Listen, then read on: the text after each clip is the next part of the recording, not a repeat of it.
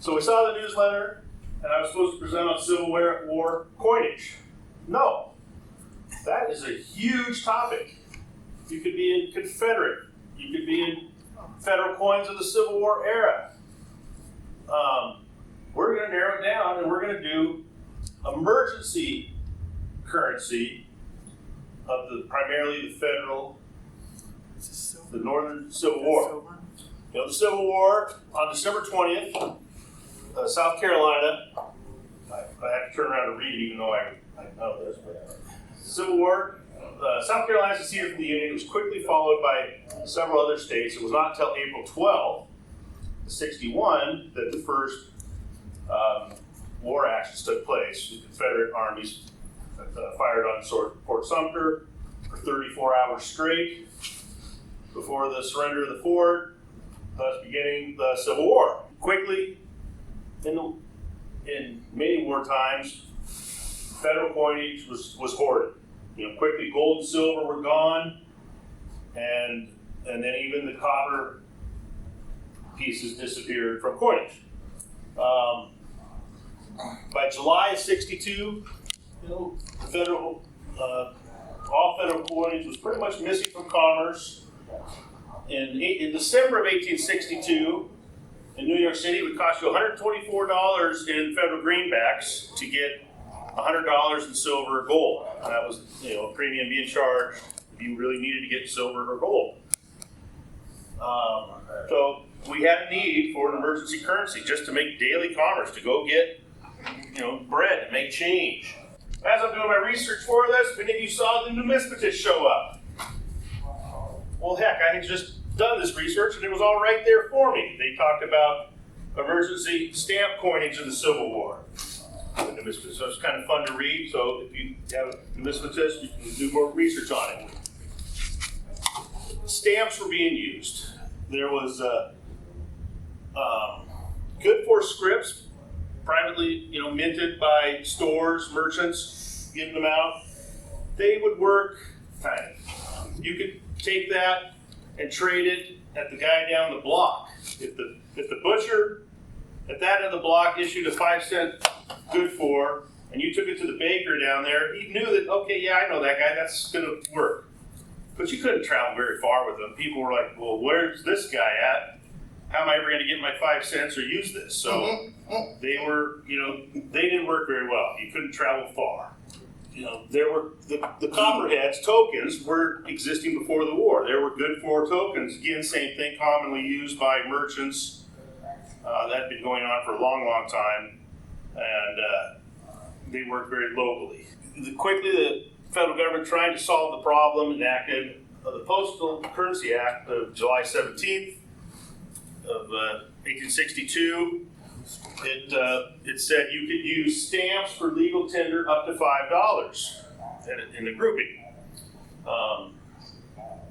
This immediately made runs on the post office, because you could take in your federal greenbacks and get at par. So instead of having that problem where you had to take $100 or $124 in greenbacks to get $100 in silver, you could go get at $124 in greenbacks and get $124 in stamps at the post office. So that was a good thing. You could then take those stamps and use them in your rate of commerce. Example of how quickly that was, in the second quarter of 1862, 1.8 million stamps were sold by the post office. In the third quarter, so the quarter immediately after that act, it almost doubled to 3.2 million stamps sold. So it was working. People were using it. The postmaster was not at all happy about it. There's a lot more you can read a lot more about that in the research.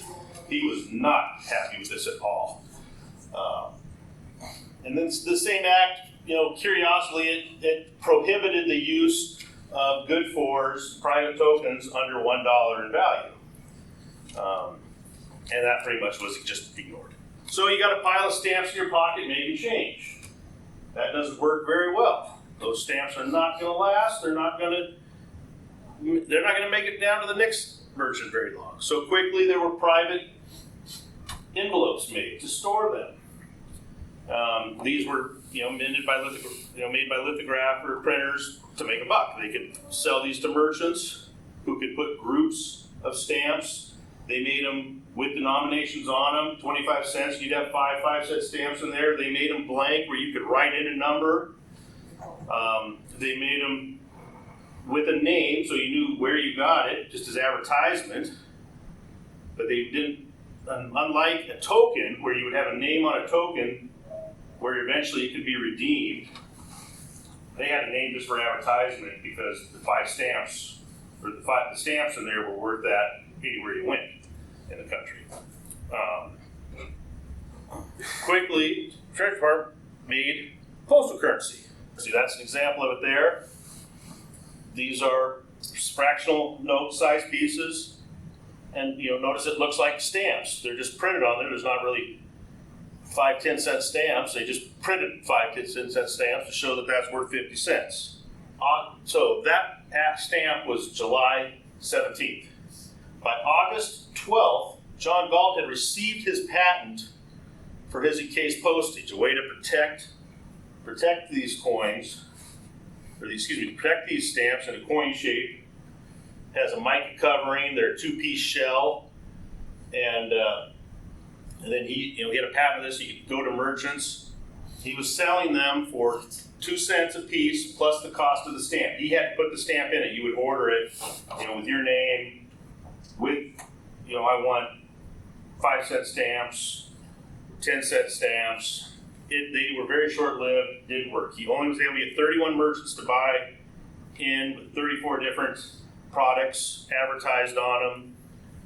There's a ton of them from himself that he passed as advertisement trying to get the orders. I actually there's a couple examples of those up there. I have examples of these. They're known in 1, 3, 5, 10, 12, 24, 30, and 90 cent stamps. And with the different varieties of stamps, the 31 merchants, there's 225 known varieties to collect. It would be a pretty expensive collection to get. Quickly, the Treasury Department had postal currency printed in denominations of stamps, recognizable by the stamps on them. And this is what changed to fractional currency.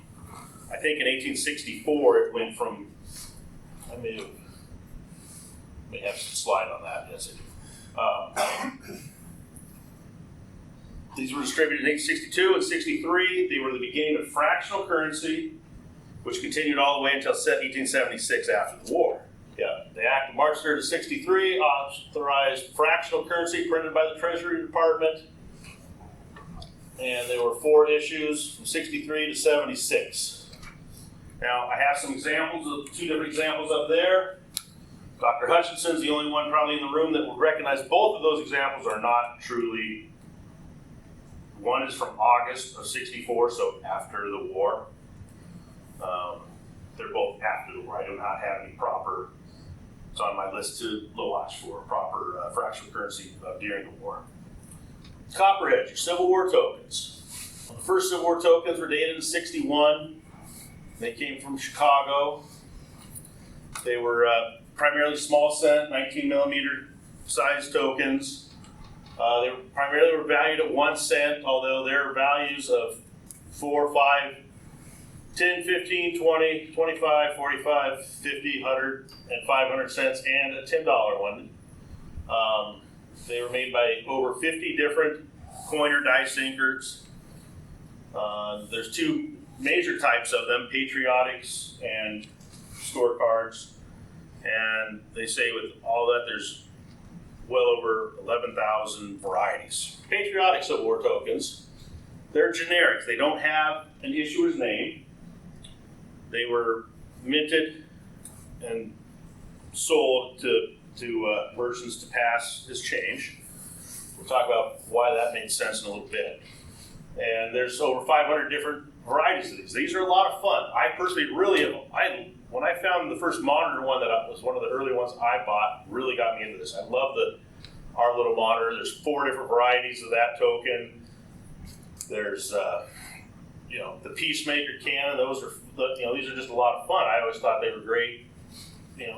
The Union, it must shall be preserved. There's one, if anyone tries to tear it down, shoot them on the spot, with our flag. I'll buy that one. And that's a pretty common one. You can find that pretty regularly at shows. Store cards, the other major variety. Now these had an issuer. You knew where you could go take this back to someday and either get a cent in value or hopefully trade it in someday for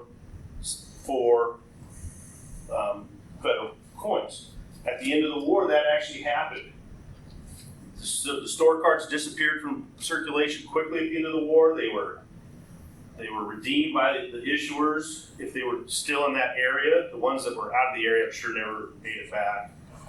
But they were redeemed, and the patriotics, they stayed in commerce for years after the war.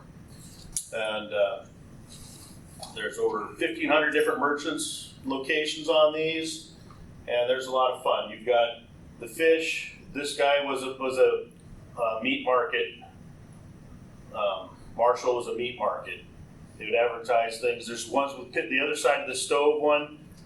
Oh no, not that. There's a hardware one with the stove picture on it. A lot of these would have a individual die made. That would have cost you extra to have a die made for your store, and then they would have used a generic patriotic die on the reverse. So when you talk about Civil War tokens and you're collecting them, the date side, so the peacemaker, that is the obverse of this one. And whatever side has your date is generally going to be your obverse. And like our little monitor, the other side of that is a traditional Indian head or turban head, Liberty with a date. And that monitor is the reverse of that token. In store cards, the obverse is always the named side. So Marshall happens to have the date on it, but say Emirate hardware is the obverse. The other side could be an 1864 Union cannon or something, even though, and have a date on it. That's still the reverse, even though it has the date on when you talk about store cards. How do these things work? These things cost at the most 30 cents to the 100 to make. There's advertisements for $8.50 to $9 to buy 1,000. I think that cost would have been generics, and if you wanted to have a die made, you would have had to, I'm sure, pay the cost of having your own die made. So, a merchant could buy them, and he's making 10 to 15% in just his change, giving change back out. They were made primarily in copper. There are other circulation ones made in brass, lead, tin, zinc, iron, and vulcanite, which is hard rubber. I do have a vulcanite one up here we can look at. Don't bend it. And now this is a huge variation. It's estimated that 25 to 50 million of these things were in circulation. One book says 25. One book says 50. One book says over 25. So it's 25 to 50 on my presentation because that's just what the books had said. And so the end of these in commerce, by early 65, Indians, our federal cents and the new 2-cent coins were common in circulation again. Coins were coming out of, they knew the war was over, and the coins that were hoarded were coming back out from their hiding spots, and the store cards, a lot of them were, like I said, redeemed. They were brought back to their issuers and either used to purchase or maybe traded in for hard cash. I'm not sure how that worked out. Without known issuers to redeem them, the patriotics were you're stuck with them. You could have walked into a shop and they could have said, we don't take those, but there's records of them being used up until the late 1870s, common in change. So these Civil War tokens are the most commonly collected emergency currency of the Civil War. When I started collecting them, you could still get them under $10. I bought a lot of mine between $10 and $20 for a long time. Those days are gone. That, like, this is all history, but they're still way cheaper than an Indian cent of the same era in similar condition. Yeah, there's well over 10,000 die metal combinations, and there's fun ways to collect them. Especially the store cards are primarily collected geographically. You might want one from each state. You might try to get one from every city. You might want to do all of New York. You might want to do all of a certain state.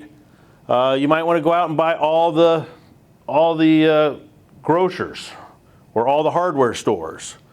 There's all kinds of merchants that are interested in collecting.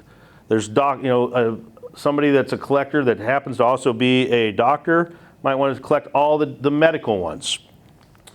There's metal composition ones. You can try to just collect off metals.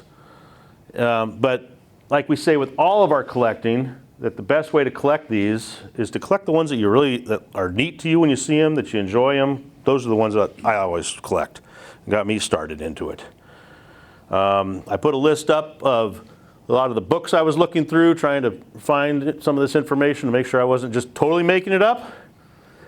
And I brought a few of those books. There's some books I would recommend. Some books, I enjoy more than others to use. And we can go back in the slides if anybody has any questions or anything we want to talk about. And then we can go up and look at the material I brought if you want.